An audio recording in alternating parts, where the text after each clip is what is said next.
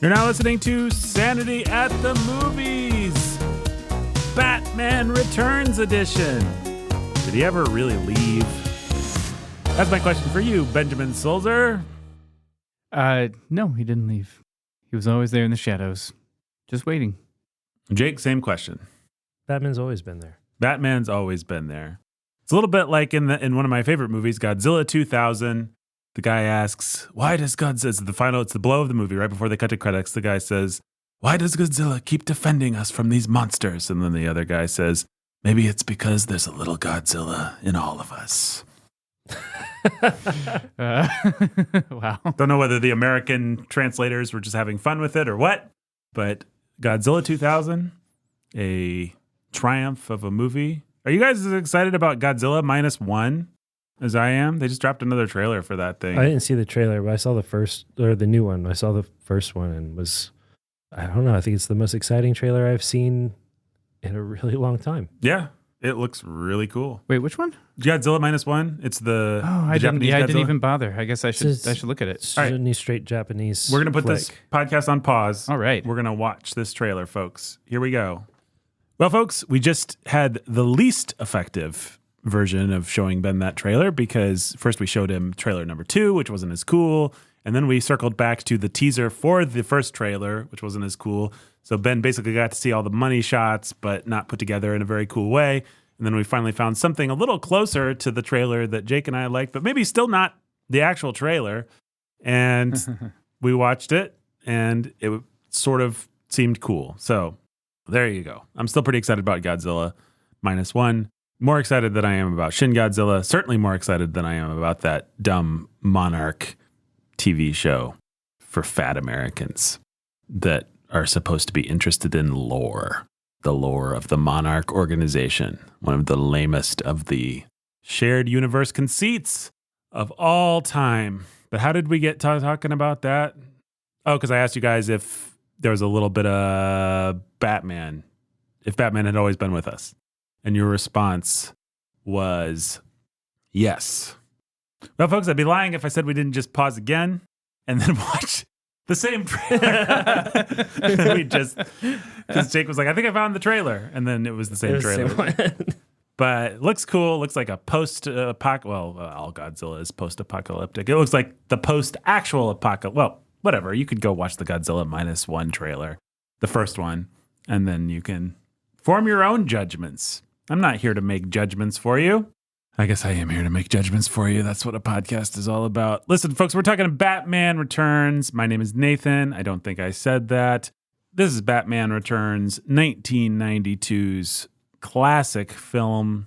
A Merry Christmas to everyone. This is our Christmas movie for this year because actually the schedule just worked out that way. But we figured, hey, it's one of those movies that frat boys like to say is a Christmas movie. And Die Hard, of course, being the class. I'm so clever. Christmas. Die Hard's the best Christmas movie. Hey, man, you think about Die Hard's the best Christmas movie? I always think it's funny and cool when people do that. Nah, I don't know. True story. Nathan showed me Die Hard at Christmas once. Really? I bet it was fun. Came over to my house and we watched Die Hard. But I didn't say, it's my favorite Christmas movie. Did I? No, I don't think you said it quite like that. I mean, first of all, you might have intimated something like that. I just think, It's a Wonderful Life. That's a good Christmas movie.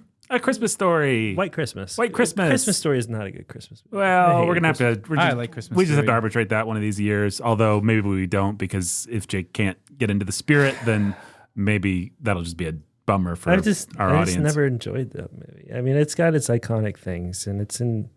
I don't know. My feeling is that you, like many people, had it inflicted on you. I did. You grew up during the post kind of, we've all discovered this and we all have to pretend like it's the greatest thing ever, and it plays 24 hours on TBN or whatever. That's exactly right. And on TBN and the Trinity Broadcasting Network. TBS, TNT, USA, whichever it was. Of course, yeah. Somebody is just playing 5 minutes of that thing and then 10 minutes of commercials and 5 minutes of that thing, and it's on in the back, and it's like if you go to your grandparents' house, then it's like turned up too loud. And yeah, that's exactly it. It's that sort of energy. So I get that, and I get not liking it. But I watched it with my family when I was really young, before it had quite come to the same cultural rediscovery and prominence. It's like these things have life cycles, you know? I mean, I saw Shawshank Redemption before everybody agreed that Shawshank Redemption was a great movie, and that was a better way to see Shawshank, was when we were all just discovering it on VHS. Same thing for Princess Bride, same thing for Christmas Story.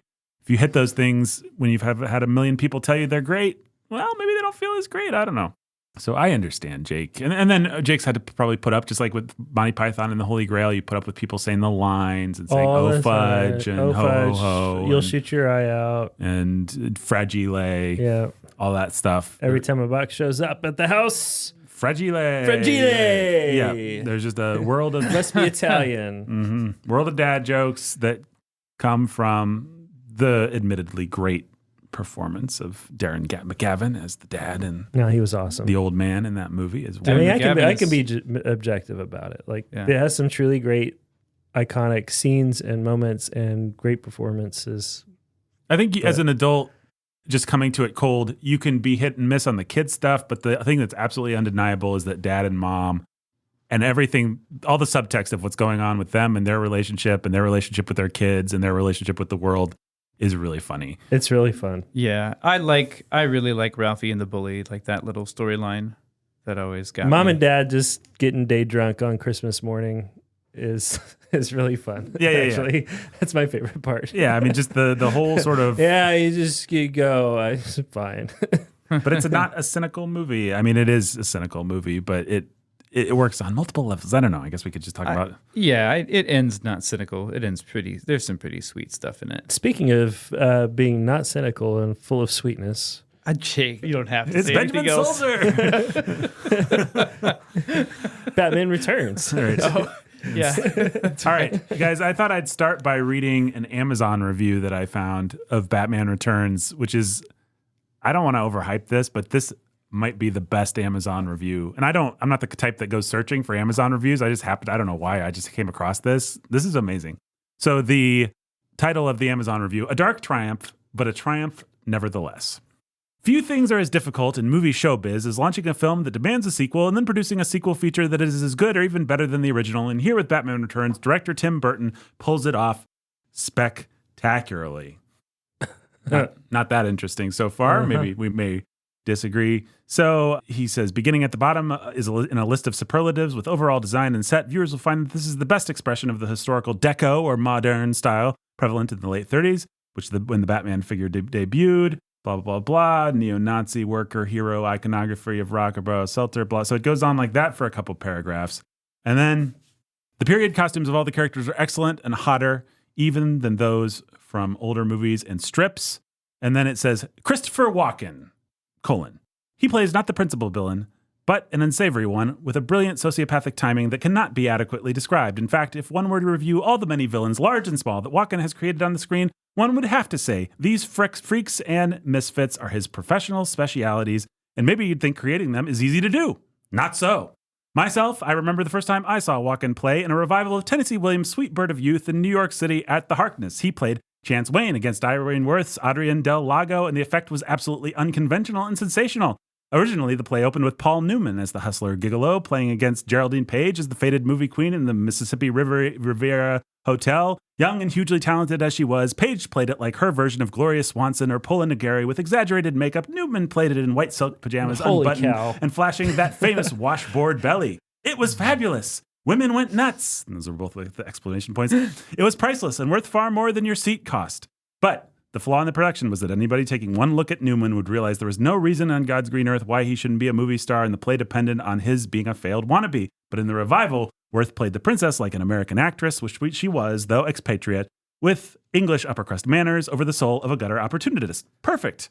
Walken played Chance Wayne like a young Elvis with a greasy pompadour and Tupelo, Mississippi accent, complete with uncouth redneck mannerisms. It was a triumph of the actor's art. Here, the role is nothing like that. What is happening? But Walken He really wants you to know he went and saw this play in New York a long time ago. He really does. He goes on and on. But Walken he has thoughts about it. But Walken brings the same unique intelligence and sensitivity to this role, and if you watch his performance whenever he's on screen, you'll see how extremely good he is. at what he does, always fresh. Michael Keaton, he's phenomenal not because he's super handsome or has a magnificent body or an aerialist's agility, but because he has enough of what's required for the role, that is a manly persona, and one thing extra, generosity and poise. He is a violent nocturnalist and always a gentleman. Michelle Pfeiffer, this is one of the most beautiful women ever to appear on the screen, and she can and does outact just about everybody in the biz and has for years. Here, her take on Catwoman is so rich, so rare and unusual, she puts all preceding sisters to shame, from Lee Meriwether to Eartha Kitt to Julie Newmar, not only for sexual desirability and believability, but pure psychopathic nymphomania. And she does it with a look that's perfect for the period, with a head toppled by a cluster of blonde curls and wearing a slinky black dress. Madonna used it in Dick Tracy, Dietrich used it in Pittsburgh, but on top of all that, it is her transformation. Great touch points. Madonna and Dick Tracy. And Marlene Dietrich. And then this final one, and I'll stop making us happy with this. And now, ladies and gentlemen, allow me to present the one, the only, the superlative, Danny DeVito. How many times has the word superlative been in this review? This is an actor who's been around the block for a long time. He's given many performances on film, and most of them have been good to exceptional, but he's never had the opportunity to reach for the brass ring of screen monsterdom. And here in Batman Returns, Tim Burton gives him the opportunity, and I must warn you, whether or not you have seen DeVito play it, with Penguin or Oswald Cobblepot, Danny DeVito achieves a quality of work equal to that of Conrad Veidt, Charles Laughton, or even Lon Chaney Sr. The peaks and valleys of his frenzies, his manias, his perverse lusts, his outbreaks of mindless, violent hysteria are a sight to behold, simultaneously hilarious and hideous, both pathetic and loathsome. You might think, overacting, but no, it's pure method.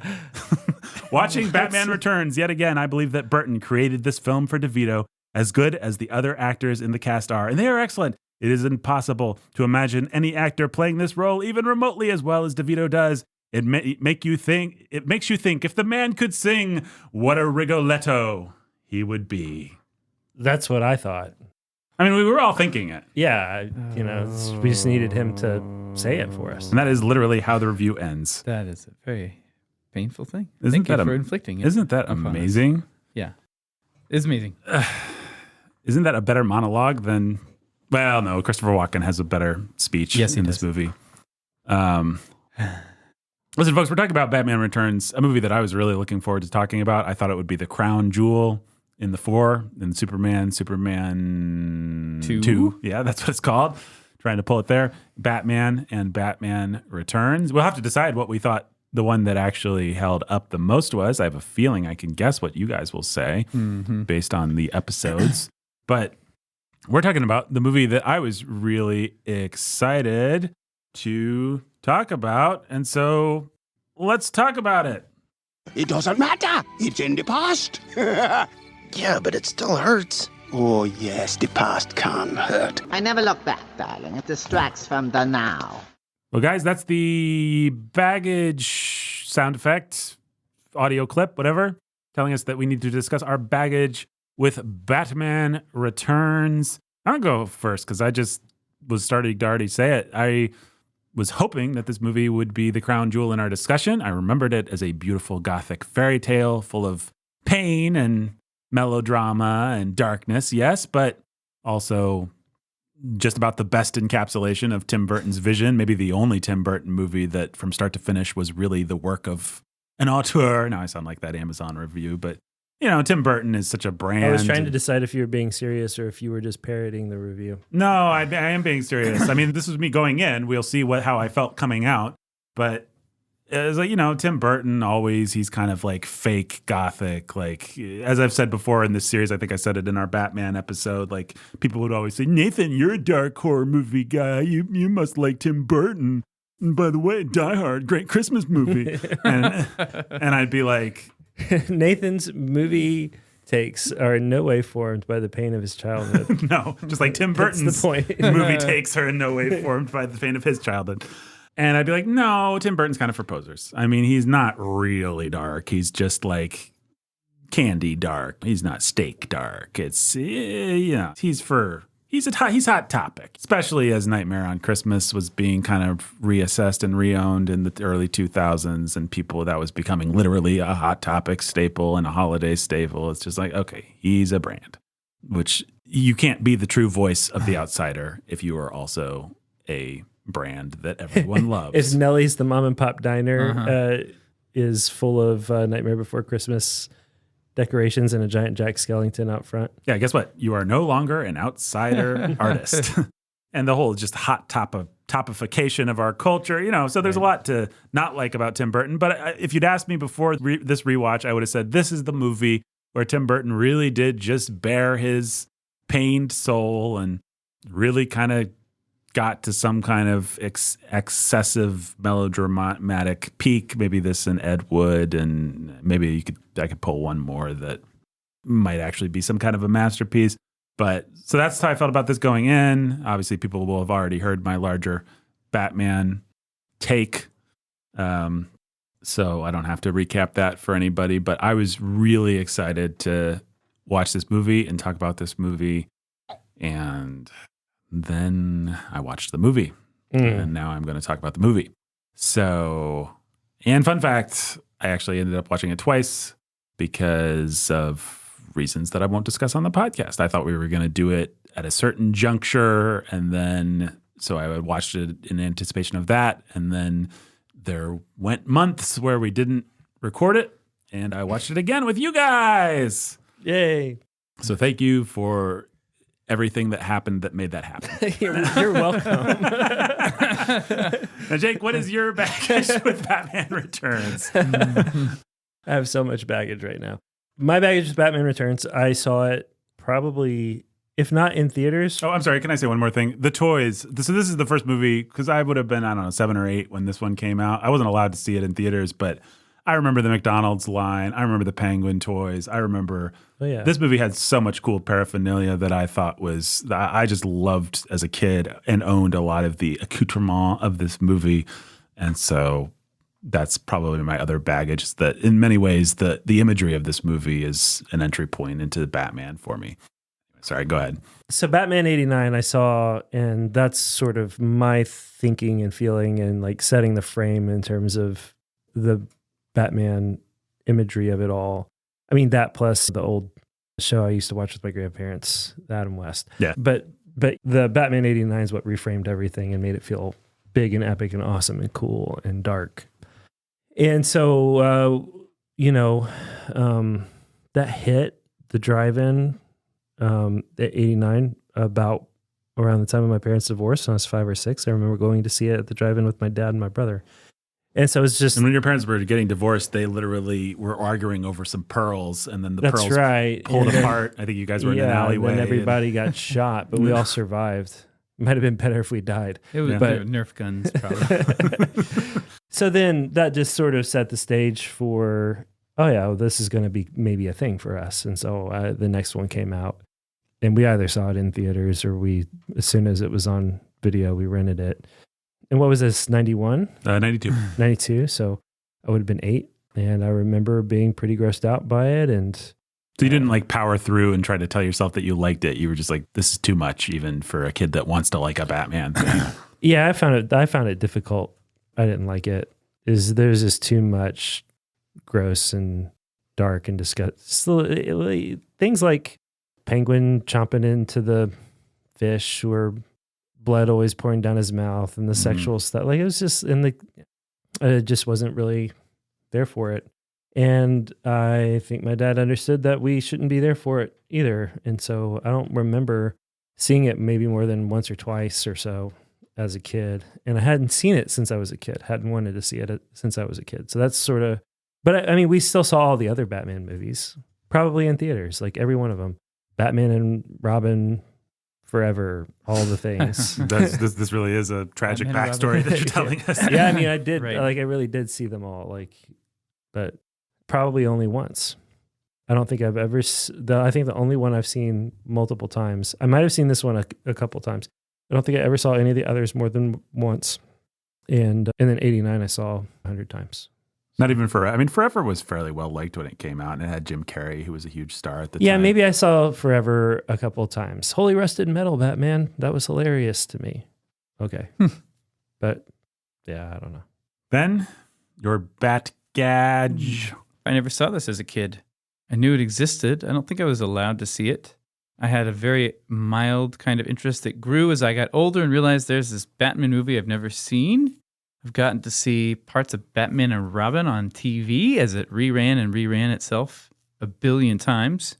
And I was curious about Batman Returns. So I happened to see it when I was just about to go into college.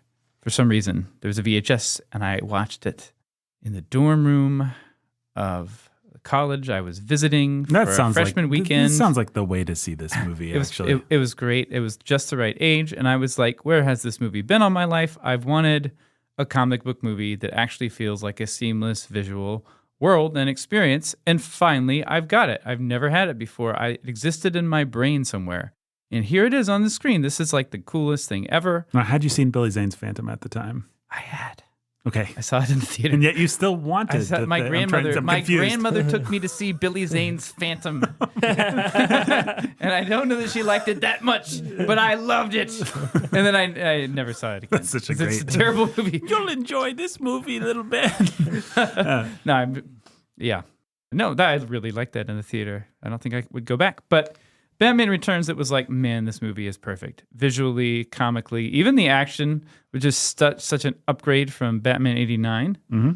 Man, everything. I was like, yeah, this is it. So from then on, it became a favorite and a touch point for that dark, melancholy, romantic. Yes, gross, but you could overlook that. Well, kind of. I have to say that the images and the scenes really stuck. Yeah.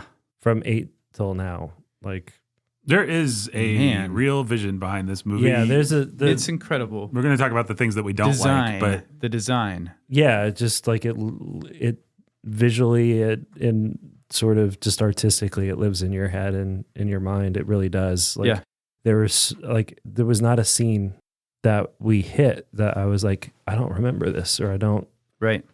Or, then there were all the scenes that I was still anticipating. Like, I remember how I felt when this happened or when that happened as a kid. I wonder what that's actually like, and how it's going to hit as an adult. And I remember that was my second viewing experience all the way through, was just like, I pretty much know what's coming next, and I know what to expect, and I have the visuals and the moments and the things all in my head. And how much are the cats going to try to eat her? Like, that was gross and like off-putting to me. Like, how does that actually work? Like the little things like that were sort of what I was processing. Sure, yeah. But like Nathan, I came to this movie and with although actually by the time we got here, last week it was in our timeline, not in podcast release timeline. By the time we got here, I had already been processing this movie in my mind and was like, I don't really want to see this movie again. I don't think I'm going to enjoy it. So we'll see what actually happened. You were in for a treat. Surprise. Okay, well... Okay, that's enough Bat Gadge for now. Let's do some context, baby. Let me explain. No, there is too much. Let me sum up. You may think you know what you're dealing with, but believe me, you don't. Now, Ben, since this is your favorite film, you presto. Came up with some context for it. It was one of my favorite films for a long time. I've got some stuff about, I got the script, the production design. I found all this really interesting. We'll compare it some to Batman 89, which we already talked about on a previous podcast, but I got more. So the script, there's not a lot to say. The guy who wrote the first Batman was Sam Hamm, and Burton replaced him with a guy named Daniel Waters, who was more interested in characters than plot, and Daniel Waters wrote the movie Heathers. I've never seen it. Is it any good? Is it worth... No, it's not, but that gives you an idea of who this guy is. He's an iconoclast and kind of a bad boy. Okay. Yes. And then there was a guy who did an uncredited plot-focused rewrite. The guy who wrote the screenplay for Cape Fear and Arachnophobia. Okay. So that guy came in. That guy Wesley Strick should have done a few more plot rewrites. A few more plot points. Yeah, he certainly could have.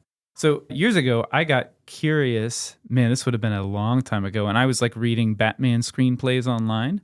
So one does. As one does. Yeah, there's some kind of fun ones. At least there were at the time. It was fun. And I went and I read Sam Hamm's Batman Returns or Batman 2, because he did a screenplay for it. The Burton was like, no. And man, I am happy they never made it. You think this movie is gross? Now, Sam Hamm's movie is not gross in the same way, but how about a penguin who like attacks a fellow inmate with a bunch of birds and the pigeons like come and eat him? How about a Catwoman who's a serial killing S&M seductress who casually murders guys throughout the movie? It's just like all this. This is gross and stupid. I hate it. Anyway. Can I just say, one thing that we should track when we talk about these franchise films that I think is a really interesting thing is what lessons does the studio learn from the success of the first movie? Because oftentimes what you'll see is that they watch the first movie, it becomes a big hit, and then they decide it became a hit for exactly the wrong reasons. Right. And this is even in its final successful form is an interesting example of that, because what they thought made the first movie was Tim Burton. Tim Burton's eccentricities. Let's give him more That's right. of his having his own way. The only way he'll come back is if we let him do what he wants, and he made us a giant movie. The fact is, you could have had a literal potato that you got from the grocery store direct the first Batman, and it would have been a giant hit. But instead, Tim Burton gets an entire career. And you could have come back in with just a workman and delivered a much better movie with the characters and actors that you had on tap. Right. I mean, just anybody who was willing to, like, if Feige had, like, we're going to just studio develop the crap out of this and turn it into a lame next thing, it would have been awesome. Right. And it would have been a big hit. It would have been massive. Burton gave Because you have Keaton, and he's at the height of his powers, and he's awesome. You have Michelle Pfeiffer, and she's amazing. Yep. Got Walken. Yeah, then you bring in Christopher Walken and Danny DeVito. Yeah, DeVito, who's we'll talk about whether his performance is successful, but he is the obvious choice, and he had a good performance in him. Yeah. Absolutely. Yeah. I mean, this cast is kind of awesome. Yeah. But Even the anyway, mayor. the reason I Then thought you of take that. the world, the gothic of it all, and just all of that stuff. It's like, well, you can write a million great little Michael Keaton Batman stories in this world. And man, they just like spent the whole 90s not knowing what to do. No, they've just always, until Nolan, I mean, we can be mad at Nolan's weaknesses all we want, but the guy did have a consistent, coherent vision that made sense. Yep. Yeah. And he saved that franchise. But the reason I thought of that in the first place is because here's an example of Sam Hamm, who's like, I've learned all the wrong lessons from the success of my movie. Obviously, they liked the part where he smashed the mask of the woman who committed suicide. Let's have more of that energy. Man, Let's have so much of that energy. It's like, Sam, maybe they liked it in spite of that. Or maybe they liked exactly that amount. Like, you don't know that more darkness is actually what people were asking for. Man. Yeah. You just know they liked that amount of darkness. Yeah. They were willing to tolerate that amount of exactly. darkness. Yeah. Is all you actually know. But you don't know. I mean, William Goldman's famous epithet thing is, in Hollywood, nobody knows anything. It's possible that if you'd done a lighter Batman with a little less darkness, you would have made even more money. Yep. Yeah. But anyway, Ben, go on. Well, and you would continue to make more money, and that actually would be true. Can you imagine how many more dads of our generation would be like, hey, I want to show you this cool Batman movie that I grew up with. If it was just a little less dark and a little lighter, like that movie would be making so much more money. And Michael Keaton's Batman would have that much more cachet then to throw into your dumb Flash movie. I know. Well, when you said dad, what I actually thought of is James Bond movies, old like the Connery and Roger Moore and stuff, which are pretty sleazy movies, but they're classic dad movies because they're fun. Right. And so, if I ever and have if it's a boy, fun enough and you have enough of a fun memory of it, you'll go back and you'll want to share that fun with your kids. But if there's enough about it that's like icky or scary or dark enough that you're just like, no, I just don't really like that's not, or it's just not fun. Like it's just not as fun. Like I'm not going to do that with my kids. And so there's so many movies that get sort of like rubber stamped that don't deserve to get rubber stamped because they're just fun enough and you have just enough nostalgia for it that you're like, what I remember is the fun. I'm going to show it to my kids. You show it to your kids and you're like, oh yeah, there was some stuff in that movie. The Goonies. Well, yeah, exactly. The Goonies is one of those movies, and I've never shown it to my kids because I know better. But I think many parents have had that experience of, I've got nostalgia about this fun movie that I grew up with. I'm going to show it to the kids, and I forgot some other things. It's the classic Raiders of the Lost Ark. Oh, yeah. Yeah, exactly. He seduced Raiders is a- Marion when she was 12. That's great. Yeah, That and then sort the of thing. whole scene in the tent and all that stuff. Mhm. Yeah. And then on the boat, the stuff that you forget about, because what you remember is, oh yeah, Indiana Jones is cool. The whip and the jacket and the hat and the fighting the Nazis, and it's And Batman is like kind of in that middle ground where it has enough fun things, especially with Nicholson doing his thing, that you do remember it, but it doesn't have quite the dad cachet that even a bad James Bond movie has. Right. So anyway, Yeah. Sam Hamm wrote a Well, psychopathic. and so speaking of the lighter touch, right? The studio, you guys probably know this, they really wanted Robin. They wanted Robin in Batman 89. There's just too much going on, so they cut Robin. And they wanted Robin in Batman Returns, and I bet, Nathan, but Jake, do you know who was cast and paid to play Robin and never did? in Batman Returns. You will never guess, because I don't see how I you know, could possibly I guess. have known it, but Michael I J. don't. Fox. No, I love that guess. I love it, but no, Hang on. Give me a minute here. Kirk Cameron. it's impossible. I'm just trying to think. We're in 90. Two is 92, Will right? Smith. That you're getting closer. So it's not a white guy. But think further down. Go down a couple tiers. Go down like 2 or 3 tiers. In quality or chronology? Quality. Chris Rock. Much closer. Wow, this is good, but you're not quite. Oh man. Can we have a second? Yeah, I'm gonna pull this one. I feel love it. If It's you in my pull bones. it, do you know this one, Nathan? You know the I answer. have known it, but I don't remember it. Okay. I have a guess, but yeah. I'm going to let Jake play the game. Okay. Yeah. Is it a Wayans? Yeah. Good job. Which one? Marlon? Yep. Marlon Wayans is gonna be Robin. What a lame commercial. Tell me I'm not gonna guess something like that from the 90s, boy. I love it. I should have I'm known in my better. bag I here. should have known better. Oh, You're talking 90s trash pop culture. It wasn't my that's bag at all, life. so- In Living Color would have been a big deal back around that time. Yeah. That's what I was going down. Well, he still gets residuals apparently from Batman Returns. That's awesome. Good for him. Good for Yeah, him. I'm yeah. happy for him. Okay. Oh, well, I want to talk about their production design some, which is like the star of this movie. It's amazing. It's interesting to note how different it is from Batman 89. Both of them have amazing designs, for sure. Both movies, like, actually, that's kind of the star. That and the score by Elfman. But It feels like a smaller world, smaller set design. absolutely, yeah. Well, it's different designer, right? So the original guy was Anton Furst, who was not free to work on Batman Returns due to a contract with another studio, so he was replaced by Bo Welch, a previous Burton collaborator. But Anton First, by the way, a genius, died super young of suicide. I've got actually some things about him because he was interesting to me. Yeah. I read some interviews and I found that he died young of suicide. He got his big break by doing a fairy tale style production design for an 80s movie called In the Company of Wolves. Ah, yes. Or Neil The Company of Jordan. Wolves. Twist on the Red Riding Hood story, has a bunch of sex. I have no interest in actually seeing it. But Never I seen watched- it, but it's supposed to be gorgeous. I've seen I clips watched, and- yeah. I watched a short clip or two, and it was like, oh, this is really cool. So the goal was to make it look like a fairy tale dream, and I think he did.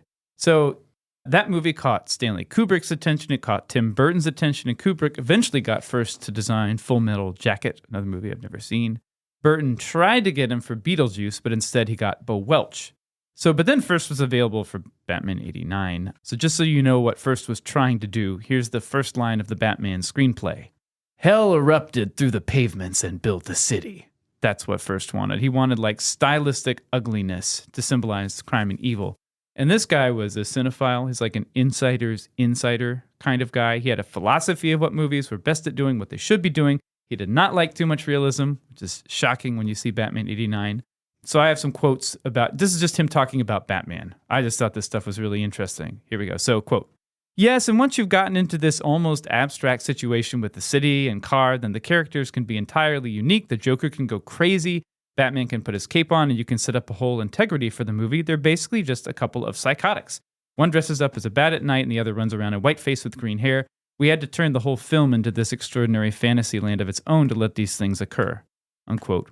And so then here's another one. Quote, what producer John Peters said is that the design of Batman became as much of a personality as Michael Keaton or Kim Basinger. It became a character. So with Batman, the producers realized that people were going to see the Batmobile and Gotham City in the same way that they saw, for instance, the Yellow Brick Road in The Wizard of Oz, unquote.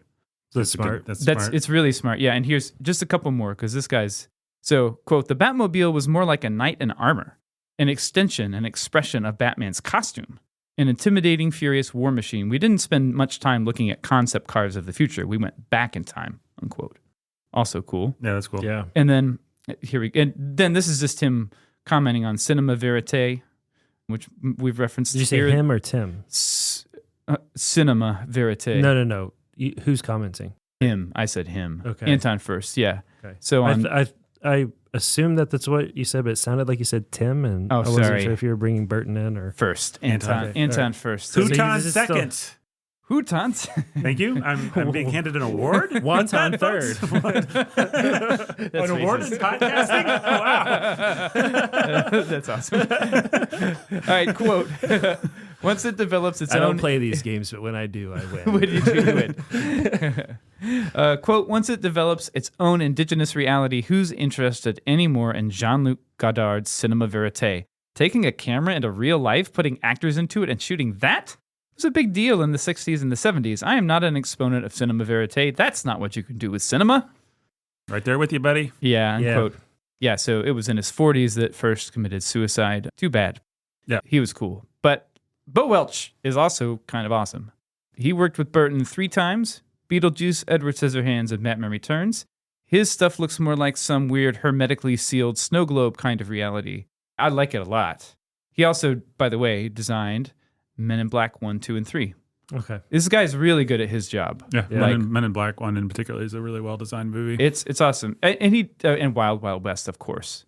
And the first Thor Marvel movie, for what that's worth, which I think is worth something. There's some good design in there. It's not a good movie, but Branagh bad doesn't know how to design, use too. it, but no, it's- he doesn't. but yeah, But it has some the cool design. The design. design's just fine. No, yeah. But Bo Welch is, I think he's really cool. His Gotham is so different.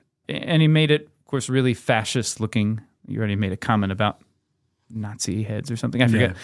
He designed Gotham Plaza as a caricature of New York's Rockefeller Center.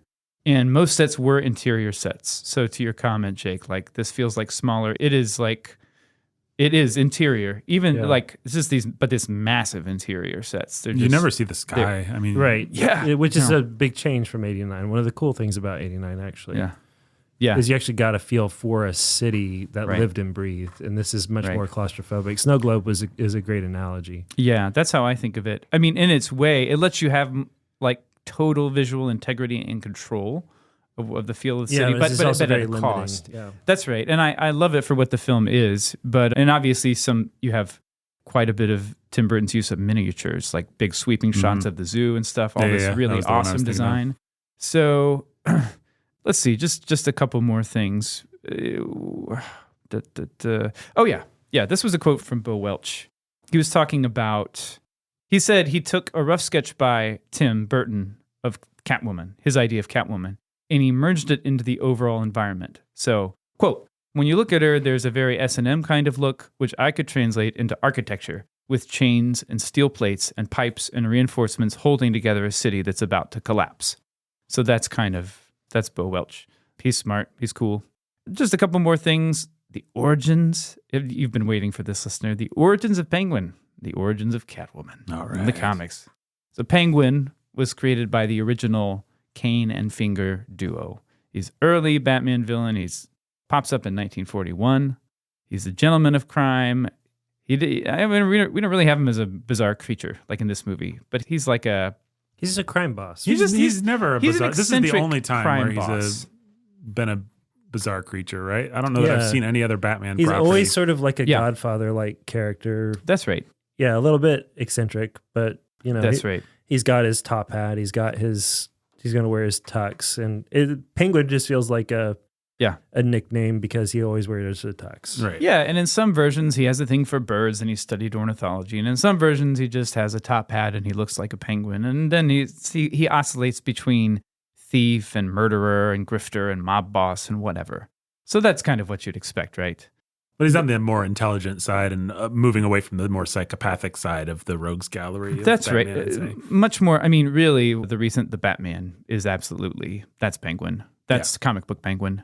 So Colin Farrell's freaky makeup portrayal of him in a different way. And then Catwoman, also created by the original duo, early Batman anti-hero, just a cat burglar. And she's never evil, just misguided.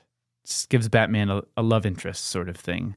And then, in the 70s, when things were dark, she did some killing. But then that version was consigned to part of the multiverse where she's not the real Catwoman. I don't know what else you need to know. Max Schreck is the other villain, but he was created for this movie and then later introduced into Batman the Animated Series as a villain. But he was. I don't remember that. Yeah, I don't either, but he was an original creation of this movie. Of course, they created Harley Quinn, Harley and then Quinn, she got. that's right. No, she's everything. That's we right. should say is for you real film nerds, Max Schreck was the name of the actor, totally unknown for any other role, but he played the vampire Nosferatu in the silent film. Yeah. And that's such a successful makeup that people only know Max Schreck as the vampire that we can all probably picture from, even if you haven't seen the movie Nosferatu. It's the pool a truly dark gothic filmmaker would make if he were exactly. So cool. creating a Batman villain. So dark. So I just have one last thing that I found, and this is fun. Die Hard's a Christmas movie. Die Hard is a Christmas movie. That's what It's probably I'm the doing. best. It's not as good as Batman Returns. Jump out a window. If I had a hose, I'd jump out a window. Oh man! So The cats would come and save you. the cats I'm glad John McClane got back with his wife for two movies actually. for 2 movies, and then it was over. I think my favorite Die Hard is actually Die Hard 2. That's Yeah. I've only seen the first one. Really? Yeah. Oh man, Die Hard 2 is super fun. Die Hard 2 is super fun. Except the TV edit's better because it has a bunch of stupid gore. Yeah, it's got some gore, but no more than the original Die Hard, I guess. Well, I guess not. It's a little more. The original Die Hard is more like he's just gonna beat that one guy to death. The second one is more gags, like I'm gonna kill this guy with an ice pick or an icicle to the eye and stuff like that. But it's great. It's got the coolest villain dispatch of any movie.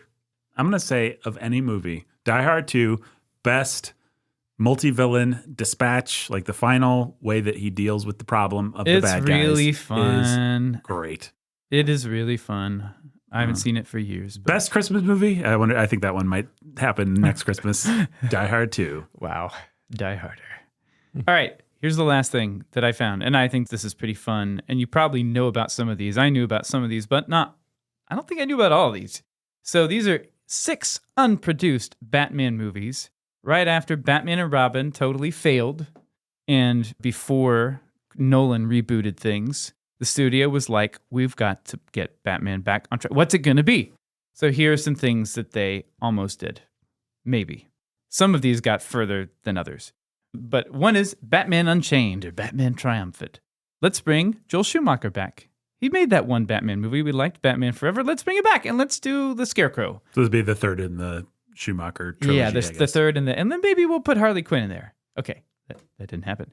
And then Batman Year One. I remember hearing about this. At first, they were also like, yeah, Schumacher, you do it. And then the studio was going to give it to Darren Aronofsky, who made Pi and Requiem for a Dream. Requiem for a Dream. Noah.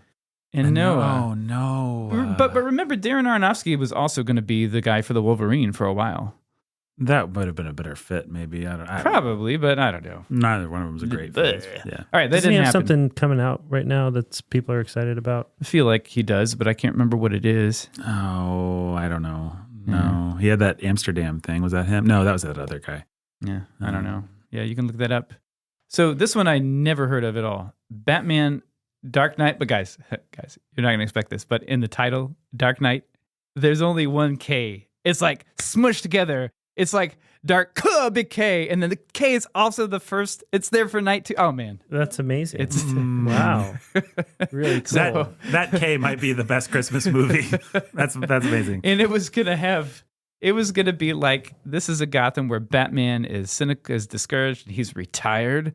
But then Man-Bat comes into existence and Scarecrow, and Batman comes out of retirement to deal with him. And it was going to be George Clooney coming out of retirement, which is the best part. Like, I really want to see this movie. It is just a direct sequel to Batman Returns, like same cast.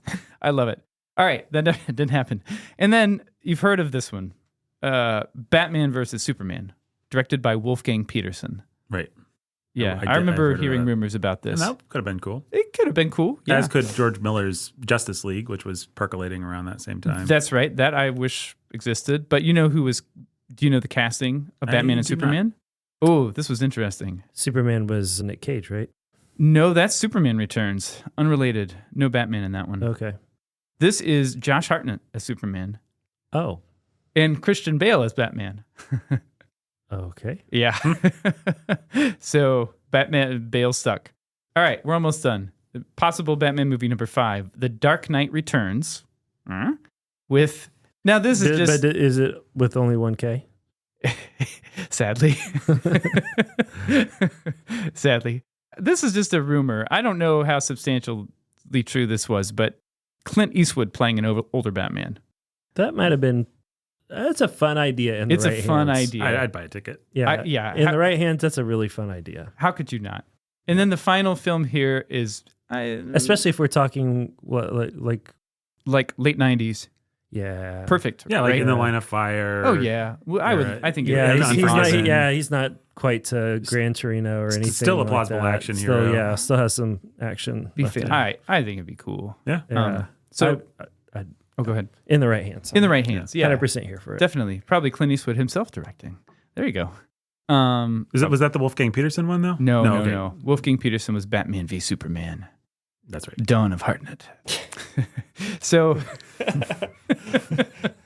You win. That's Hey. my favorite for the day. Everybody made a bunch of jokes about Heath Ledger. Maybe we would be like, I wow, like I Josh sure am. Hartnett. Maybe in that version of the I like Josh multiverse, we're Hartnett. like, hey, man, I'm glad that somebody took a chance on Hartnett because now we have our favorite Superman, Chris. Who? I like Josh Hartnett. I do. I like it, But I don't know. Okay, the Batman 6 unproduced, least exciting. I just don't care about this at all. But it was a live action Batman Beyond. That was the sequel animated series to Batman the Animated Series. Yeah, I never really watched much of that, but what I saw of it, I was just too old. I had aged out. But like I'd aged my out, too. brothers would watch it sometimes. What I had seen of it, I liked the concept of it. It probably could have been a really cool movie. You have an old Bruce Wayne, a crotchety guy mentoring a young guy. Yeah, It's That part's fun. With, I mean, with more that futuristic concept tech. is really cool. Yeah. And maybe it could have been awesome. Hey, maybe it still will be someday. Probably will. I mean, if you have, I don't know. Yeah. All right. Well, that's what I got. That's what you got. Okay. So I don't think I have much to add. I mean, like I said, this movie was Tim Burton just getting a total blank check. Yeah. Maybe the biggest blank check of his career. Like, you just made the most popular thing ever that made billions of dollars for everybody and changed the business. So Here's free reign to go burn up all the goodwill that you earned. I mean, it is just such a like, thanks, boys. And this movie made money. We shouldn't pretend like this was the biggest hit of the year. It was going to be that, as a wise man once said, if it were directed by a potato. Right. As I've quoted multiple times on probably this podcast, Stephen King said, I'm so big that I could publish my laundry list and it would sell copies. It would be a New York bestseller. Times But bestseller. what about the next book? That's right. And that's the problem they ran into. This movie made a lot of money, did okay, didn't do as well as they wanted it to for being the sequel to the biggest thing ever. It wasn't Dark Knight money to Batman Begins money or something, or Avengers follow-up money to Avengers 1. But it left a bad taste in everyone's mouth. But they were still thinking about, if Tim Burton had wanted to come back for forever, he would have been allowed to. He just had no interest in doing anything further with Batman. And Well, I did actually. So I forget where I read this, Nathan, but in the course of looking at Batman Returns stuff, I saw there was, at least the way he tells it, is he went into the studio. He was thinking of Batman sequel ideas. And he was like, well, this is after the release of Batman Returns. Well, I could do this or I could do that. And the studio execs were like, don't you think you'd rather work on this project, Tim? And he was like, oh, you don't want me to do another one, do you? And then he was done. yeah, I mean, it's clear he has no affinity for this material. He does not. Tim Burton would be the first to say, Yeah. I do not care about Batman as a concept, as a thing. He finds things like the duality, everybody duality. Like he found a way to graft his interests onto it, but it's really just not his thing. And it's just a fluke of history that this weird failed Disney animator got to make such a blockbuster and then got a series of chances to make passion projects for the rest of his life. And then almost made a Superman movie. And then almost made a This is Superman. really weird. And what of Tim Burton's movies has Tim Burton actually cared about? Ed Wood, Batman Returns for sure, Edward Scissorhands. But you get into kind of the 2000s era with things like Miss Peregrine's School Secret for School Peculiar of- Children yeah, or yeah, yeah. something. It's like Tim Burton does not care. The other theory that I've seen is Tim Burton has gotten so much worse since Tim Burton got happy. You see Tim Burton in interviews now, he's smiling. He's got a woman that he's really into. And he was with Helena Bonham Carter for the longest time. They were kind of a power couple, but they're separated. He's got a new beau, and it's just like A new beau? a new lover. Okay. In Inamorata. How do you say that word? Inamorata? Inamorata. He's got a new lady friend. She's pretty, and he likes her. And it's just like Tim Burton without his pain is really not bringing a lot to the. He's just like he's too happy these days. So maybe something tragic will happen to Tim Burton, and we'll get a couple more great Tim Burton movies. I hope not.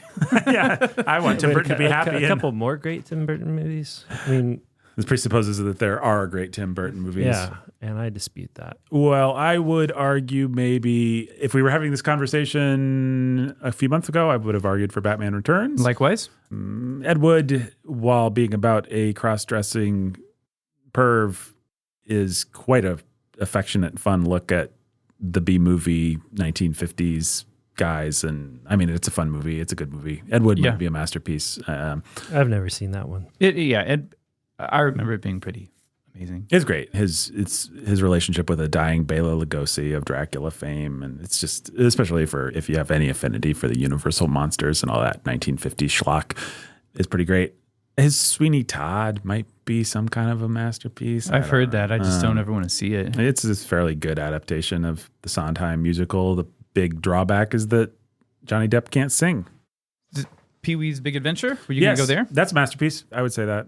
So masterpiece is a strong word for all of these, let's be clear. Okay. But Well, you got The Godfather, you have Citizen Kane, you have Casablanca, you have Pee-wee's Big Pee-wee's Big Adventure. Adventure. Yeah. Big For- Fish? Big Fish? there are people that swear by Big Fish. I saw Big liked Fish it. in college. Big Fish in college. It was the first time I'd seen it. I had a bunch of people that swore by it, and I remember liking it. I remember I really think liking that's it the too. only Tim Burton movie that I've ever come out of and thought I may just like this movie. It's a very likable movie. I remember that. Batman 89 is always going to be Batman 89, but Right. outside of that, like, What about Big Eyes? Never seen it. I heard that was good. I don't know. All right. In terms of just design, just something to be playing in the background of your Halloween party, Sleepy Hollow is some kind of masterpiece. It's not a great movie, and it's way too gory and stupid, and the script isn't there. Right. But man, what a beautiful, beautiful movie, just in terms of visual design. And Yep. kind of the last Agree. gasp of like these days. One of the problems is these days Tim Burton can direct a movie and it's on digital, and then they just like put it in a computer and they turn the crank on like the Tim Burton effect. And we could probably download a app on our phones right now that would just make everything look Tim Burton-y. And that's just so much less compelling. Just go to an AI generator. Yeah, exactly. But, and so even things that Tim Burton's done himself, like that Dark Shadows movie, it's like, it's just kind of lame. But back in the late 90s and into the early 2000s, when they still had to design things and build sets, and there was some kind of tactile reality to us. I'm not like a big anti-CGI guy, but there is something beautiful about the old Tim Burton movies where they had to build that and they had to photograph it. And then maybe we did the final 5% with computers or whatever. But anyway, Just going to animate those penguins underwater. yeah. Why not? Some people might argue for Nightmare Before Christmas. It's such an annoying cultural touchstone at this point. But Yeah. Danny Elfman's score is wonderful. Danny and Elfman's awesome. Yeah. And Danny it's- Elfman brings a lot to Tim Burton. Danny Elfman does Way bring a lot more to than Tim he Burton. deserves. Way more than he deserves. Did you say, did we talk about Edward Scissorhands? Yeah, to me, that's not a masterpiece. I mean, I agree. But I think some people. Yeah, some people swear by it. To me, that's like the definition of the lame emo, like kids who aren't really outsiders, but they're the children of yuppies who don't like their parents very much and have decided that they want to pretend to be outsiders. They like Edward Scissorhands. Like that's the movie that I as a truly goth kid, would not have wanted to be caught dead as a fan of, because it's just so like, it's just lame. It's just like cookie cutter, gothic outsider, whatever you want to call that. It's emo. Poser BS. Poser BS. Yes, sir. That's what you want to call it. Speaking of poser BS, let's talk about this film in a little section I call Point of View. Luke, you're going to find that many of the truths we cling to depend greatly on our own point of view. New fantastic point of view. Good as a point of view, Anakin. What did you guys think? We all watched this movie together one work day because we were not going to inflict this on our wives or children. We protect our wives and children. We take care of our wives and children. That's what we do. We're men. We don't let Batman Returns come into their emotional. Take care of them. Make sure they have money for groceries, clothes, school. We make sure school is paid for. We make sure the kids make it to school. Only wish I could give our listeners more than a really long Batman Returns review. Wish I could give them world peace and unconditional love wrapped in a big bow. That's what I wish. Ben's memorized the speech. Yeah, well, Ben loves this movie that much. What a perfect movie to discover in a dorm room. This just feels like a great dorm room movie. Like you can just think you're so cool and sophisticated. And anyway, what did you guys think about this movie? On VHS, no less. On VHS, no less. Yeah, Still beautiful on VHS. Yeah, it is. I fell asleep Jake in fell asleep. the middle of the day with the three of us sitting there, having well caffeinated myself beforehand. Right. That's called a defense mechanism. Is it? I rarely fall asleep in movies. No, I know. That's why I'm saying it's a defense mechanism. For whatever it's worth, it did feel like that was the wrong time and place to watch this movie. Now, I think it was the best way for us to do it right then. But if you have a snowy evening with a fire and it's dark, then that's a better time to. And you have zero responsibilities. That's right. Yeah, and you've forgotten that all other movies exist. Well, and your internet's down. And all you have is this crummy old VHS of Batman Returns. You've taken good drugs. Now we know what Jake thinks. Well, I mean, what I thought about it's this hard to enjoy. Yeah, there's so many individual things that I like, from the set design to the performances. There's the score, with the exception of Elfman knocked it out of the park. Oh man, I think it's one of his best scores. I think it's better than the original. It's amazing. Michelle Pfeiffer and Christopher Walken and Michael Keaton were all fantastic every time they showed up on screen. What I said to you guys, when we actually had to this movie was battering us so much, I was like, let's pause this, let's go for a walk, let's come back to it. Like we just need a break. And I said, I think I could edit this movie into a good movie.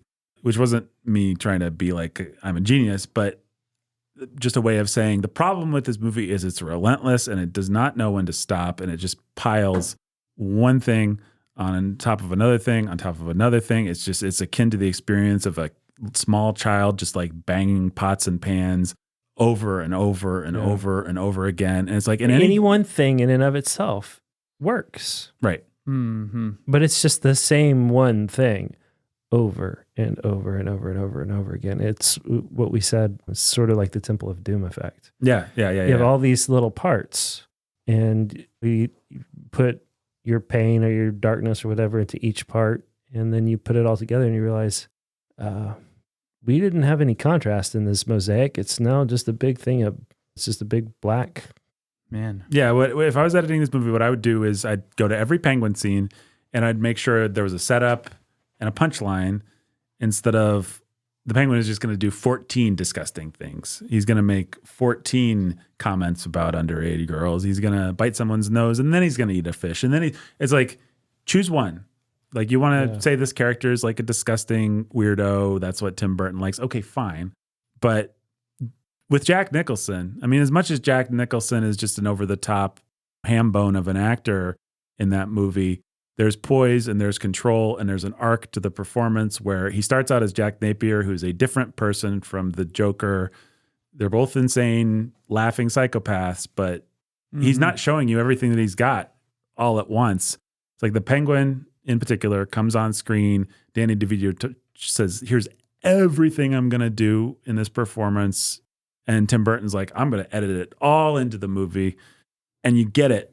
You get the point. Okay, I get who this guy is. I get what his deal is. I get what his energy is. You get that in the first 5 minutes with Christopher Walken, and then it's just repeated over and over and over. Yeah, and you again. can get why these actors came in with that kind of energy, because you watch Jack Nicholson's performance and you think, here's a great actor, and he sold out in this bizarre, eccentric role, and it really works, and it's crazy iconic, and people are going to love him forever for it. And so we're in good hands here. Like, let's sell out in every single one of these scenes. And that's why I said, I would just feel betrayed if I was any one of these actors. Like, they sell out, but it just like strung together feels like a betrayal for each of them, except for maybe you could argue Walken brings enough nuance to his character that he comes off great.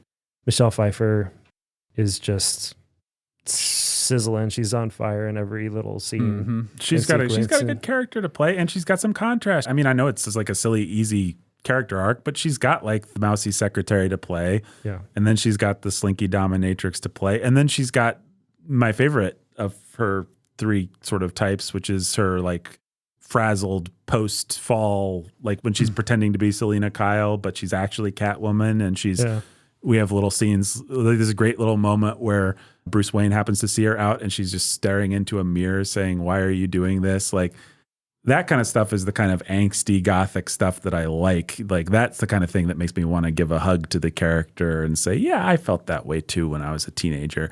The Penguin stuff is just like, I guess I felt that way sometimes when I was a teenager, but I don't want to go back to that or remember that or think about that. There's this couple parts where the Penguin reaches kind of a gleeful grand guignol, and you feel like as the audience, you're in on the joke with Tim Burton. I actually like the scene where he bites the guy's nose just because it's so ridiculously over the top and R-rated, and like, it's just like, okay, I'll laugh. You got me. You really want to make this guy disgusting.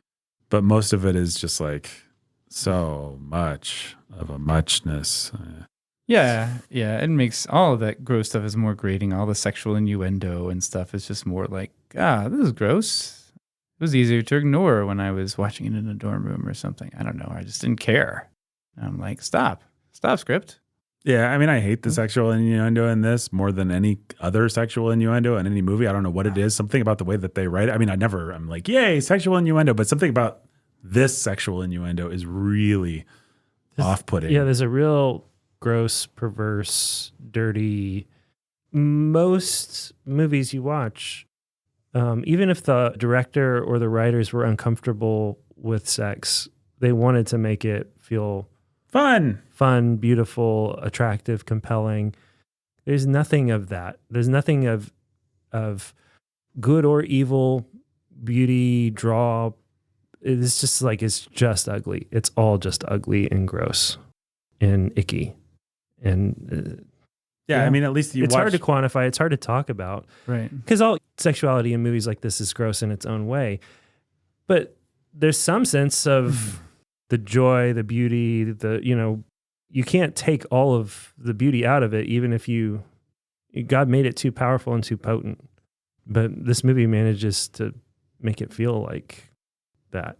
You watch like Some Like It Hot with Marilyn Monroe, and it's like, well, Billy Wilder, the director, maybe he was a dirty old man, but he loved something. He loved the voluptuous life that comes off of this creature, Marilyn Monroe. Like, there is something. And he's trying to capture it and make it as compelling on screen as it is in his imagination. And you can say that's wicked, and I would agree with you, but it comes from a place of someone trying to do something that made them happy. Wrongly, but this just feels like Tim Burton hates sex. The screenwriter hates sex.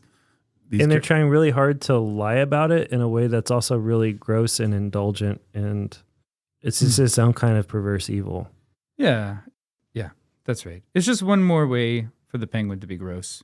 Yeah. It doesn't even tell you anything about how many different ways are you going to tell me he's an animal?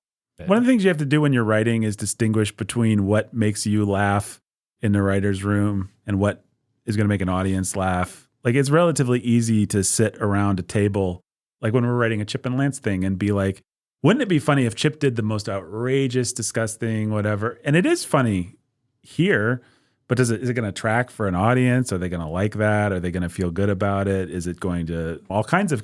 This just feels like I'm sure Tim Burton and Danny DeVito had a great time cooking up ways to be outrageous. And some of their jokes, they laughed and they thought it was pretty hilarious. And so, but the way that a lot of that works, like, and we've seen this in our own writing, it's like, well, the first pass at the joke is funny, and the second pass is funnier, and the third pass you laugh at it for 3 days in a row, and then you get tired of it, and then the fourth pass you're looking for a way to spice it up for yourself. Yeah, and then the fifth pass you're still trying to spice it up for yourself. You had it nailed at number 3, right? But you moved well past the audience at 4, 5, 6, 7 because you lost touch. You lost touch with the audience. You lost touch with the normal person off the street who hasn't lived with these jokes for so long. You have to keep pushing the envelope. Well, in the way this movie is shot, it feels like the whole joy for them is, oh man, people are going to hate this. Like, isn't it funny to think about a mom bringing their 13-year-old son to this movie and just being aghast? Like, oh man, yeah. And for maybe Ben as in a dorm room, or Nathan as a what, like, yeah, that kind of provocation can be funny to a immature male, but at a certain point you have to tell a story with characters and some kind of something that we can lock into. And so this movie's just going to push it. It's going to be gross with the sexuality between Batman and Catwoman. Yeah. This is going to be off-putting, and I just didn't care about that stuff when I was 18 or whatever. Yep. I do like Michelle Pfeiffer's performance a lot. I think the movie really comes to life when she's on screen. And there are individual scenes that I still like. This movie almost works better as a YouTube compilation than anything else. Yep. I think Christopher Walken, the section where Christopher Walken kills her is great. And then the cats bring her back to life. And then she goes back to her apartment. And it is a wonderful little piece of cinema where she transforms herself and she's stuffing her dolls down the drain and the feathers are coming up and she's got blood on her face. And just in terms of that deranged, capturing a feeling like a man, we've all just wanted to do that to our life once or twice. Like, I am so upset. I just want to smash every window, burn everything, all the things that meant something to me, the stupid paraphernalia of my life. I'm just going to smash it to pieces. All the good girl stuff. Yeah. Everything that was my hold on trying to be a good person. Everything that was me, I quit. I'm done. Burn it. I'll just be bad. Right. Maybe I should speak for myself and not for everyone. I'm like, that captures a feeling. That captures a real thing. There's nothing with the Penguin that... No.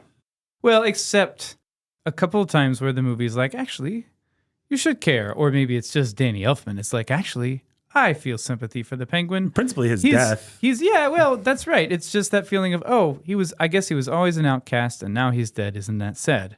The only people that ever care are the Penguins. That's the way that I remembered it.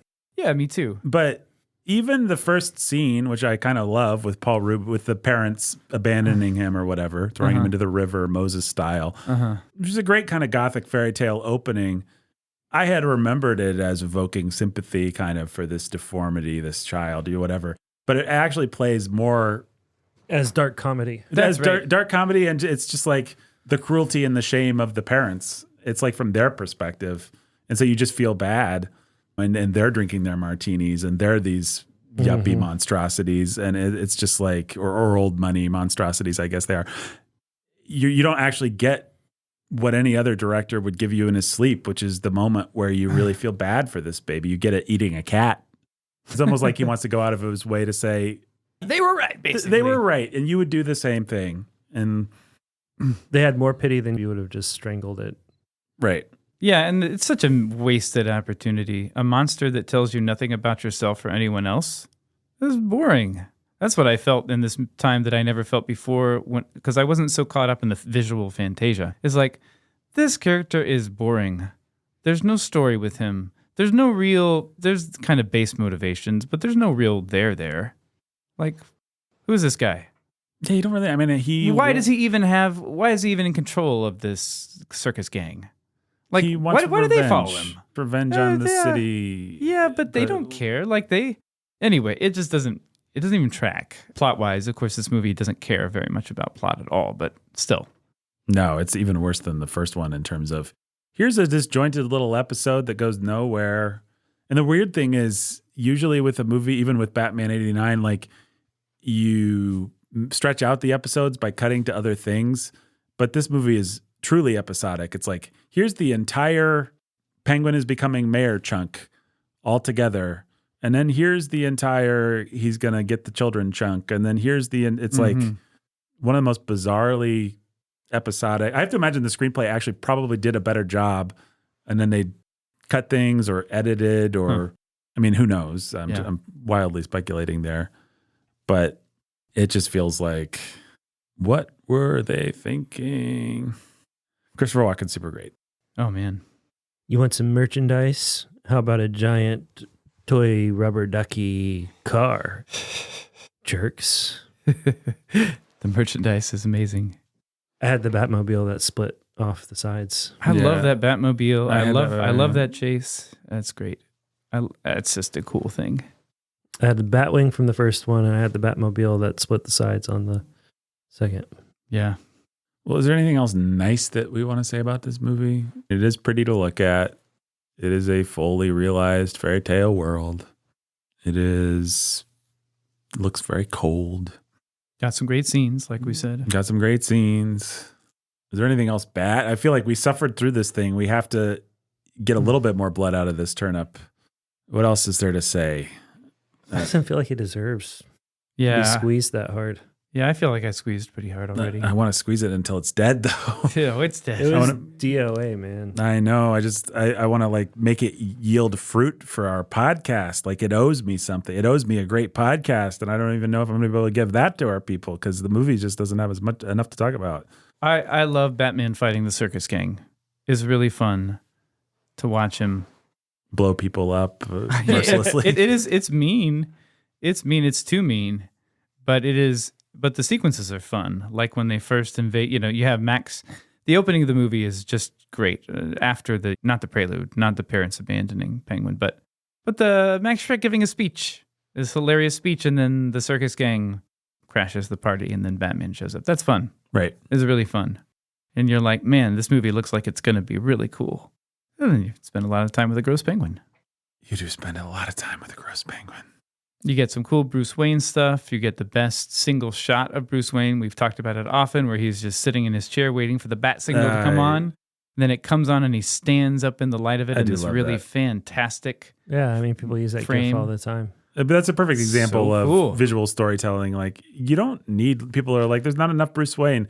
Well, here's the thing. We just learned everything we needed to know about this character in 3 seconds. This is his life. This is who he is. This is it's a sad life, but yeah.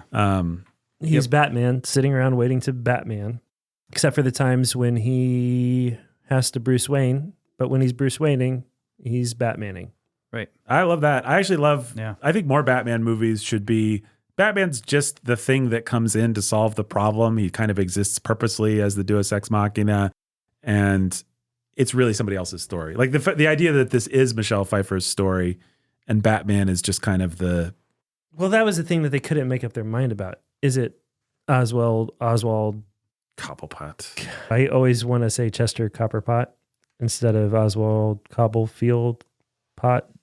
Chester Copperpot's from Goonies. Oh, okay. I forgot him. He's the guy who knows how to get to One-Eyed Willie. Not a great movie. That's totally appropriate for your kids. Anyhow, it is what I was going to say is it doesn't really want to make up its mind. I don't know. Yeah. Which is why I think maybe any one of us could edit this movie, just make a choice, cut 50% of the Penguin. Turn it into the Catwoman movie. The Penguin is just sort of like an agent of chaos who shows up and disrupts. Yeah, not a lot of nuance to Colin Farrell's performance as the Penguin, but it's fine because he's in 3 scenes and he's just adding some color. And let the Penguin be that. This is about Selena Kyle and Max Schreck and Batman and Penguin are just sort of sideshow characters in that story, and it ends with the electric kiss of death. Yep. And that could have really worked. Yeah. Selena Kyle's whole arc is fun, in my humble opinion. I like everything about it, minus the stupid sexual innuendo stuff. But when I think about this movie, I think of the beginning and the ending, and I'm like, oh, this is a cool movie. And then I forget about 9 hours of boring, depressing stuff in the middle. Anything else to say about Batman Returns? I don't think so. Oh, there's scenes I'll watch on YouTube again. As far as I can help it, though, I don't think I'll ever watch this movie again. It's not a good movie. It's not a good movie, and it's icky. There's just so many icky things thrown all over the place. And it's not paying for them by entertaining or edifying you in any other way. No. Okay, let's rank. So we've done 4 of them. We've done Superman, Superman 2, Batman, and Batman Returns. Rank 'em, Ben. Oh, botheration. Batman, Superman, Batman Returns, Superman 2. In terms of how much I enjoyed them. I think that's on this pretty viewing? right. Yeah, I think that's pretty right. Yeah, that might be right. I don't know. Jake, your thoughts? Yeah. It just depends on what I'm going by here. In terms of what I enjoyed on this viewing, it's going to be Batman, then Superman 1, and then 2, and then Returns. But if it's by something like likelihood to come back and watch again, Right at the moment, I kind of feel like that's a 0-0-0-0 for me. Oh, but man, that's how I feel. across the board, except for one day you're going to want to show one of these movies maybe to one of your kids. You're going to be tempted, or you're going to have the thought. Yeah, Theo's going to turn 3 here in a couple months. It'll be her birthday. Batman Returns themed. Yeah. Yeah, why not? So, I don't know. Maybe the Superman's jump above 89 in terms of intrinsic quality. Yeah, and rewatchability. And in terms of intrinsic quality, I would say it goes Superman, Batman, Batman Returns. Superman 2 is just a abortive sort of, it's the Penguin. It needed to just be thrown into a river. It's just not a movie.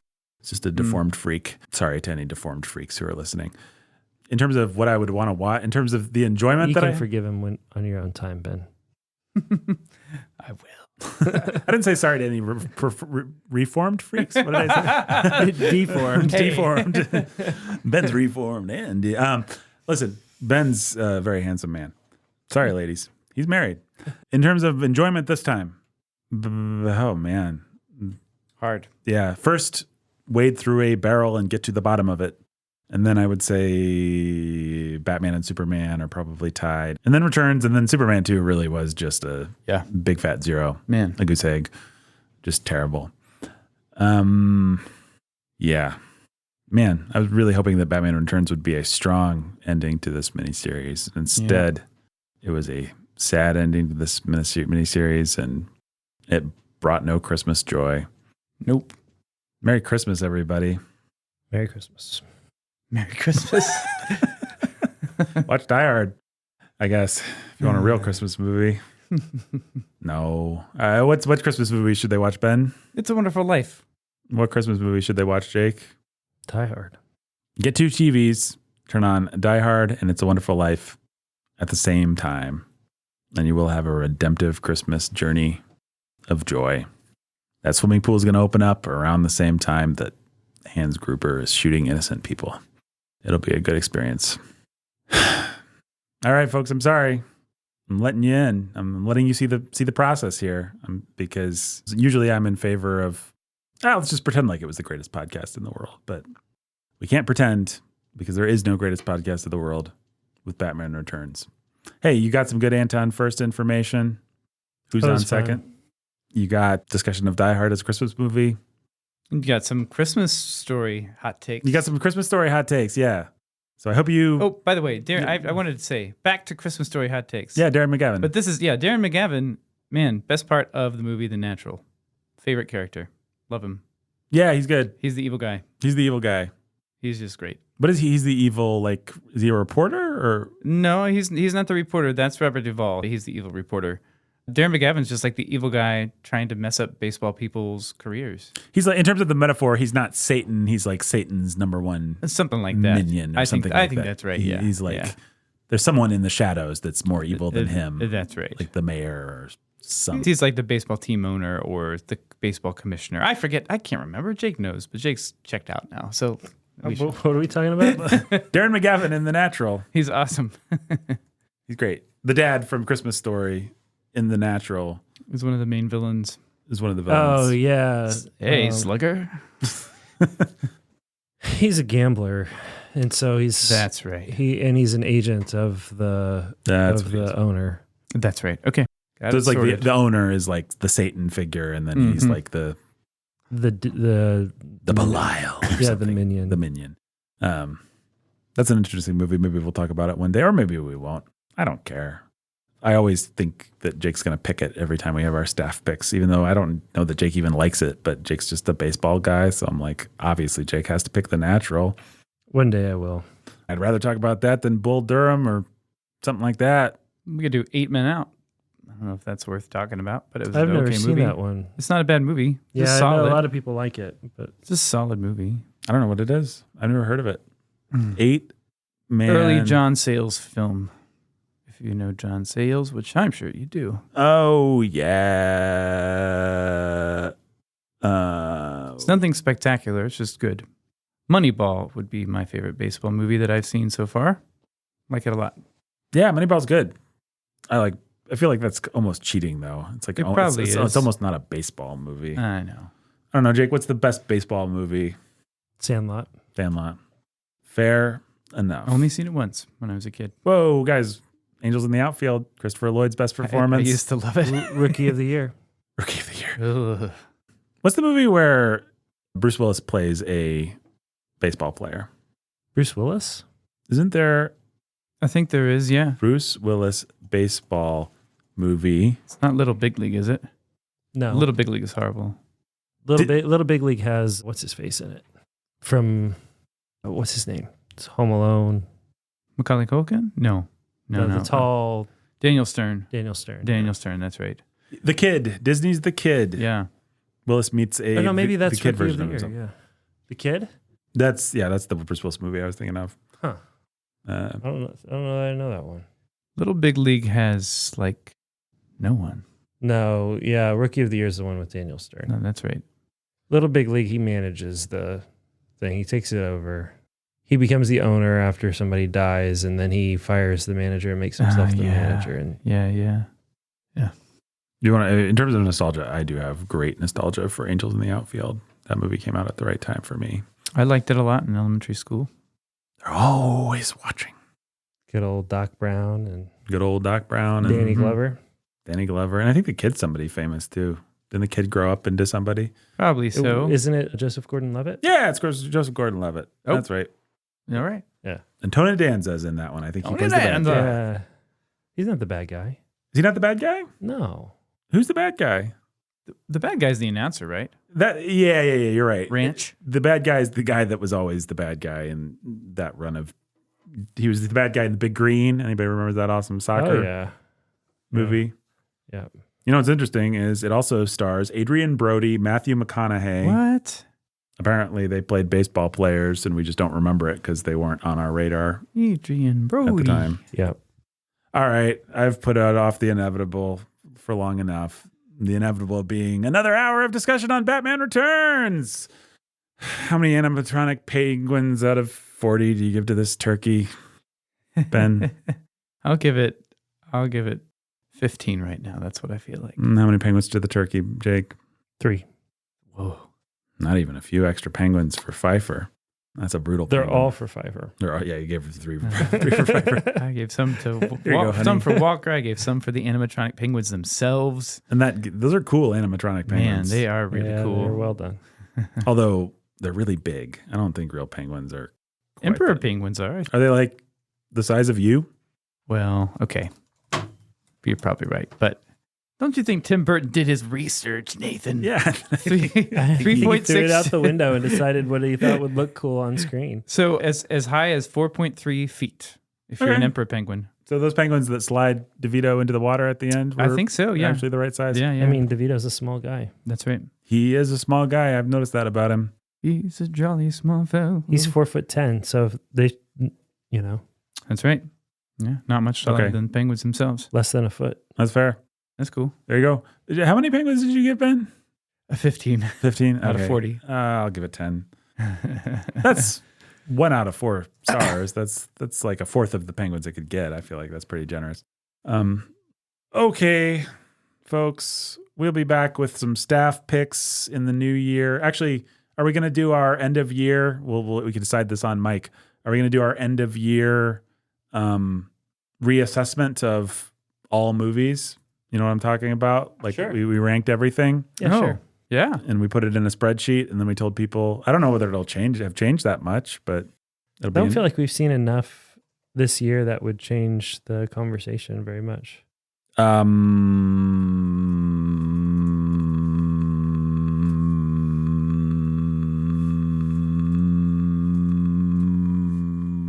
Rocky, Yeah. Strange Love, maybe. Probably not, but Warrior, Oh, Warrior. Oh, yeah. Quiet Man, American Tail, Clueless. I mean, I'm not necessarily saying they're going to change the rankings. Clueless is going to be in the top 5. Gotta Avatar, The Way of Water. Whoa. Got a new floor.